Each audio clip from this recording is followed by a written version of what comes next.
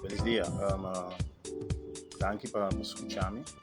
Me abrir el channel aquí para compartir cosas que quiere interesante o importante para compartir con otros, ¿no? Pero también para simplemente de esta manera un notebook.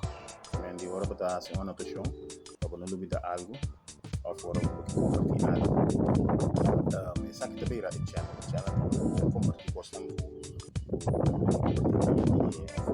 usar que documentar. Ovviamente non vai che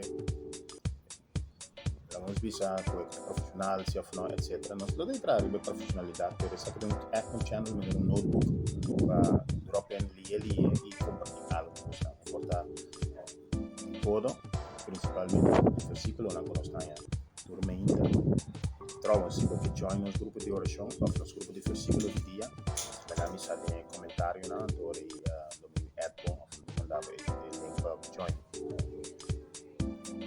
Pisando aquí, mi quiera terminar y bye para el siguiente vídeo.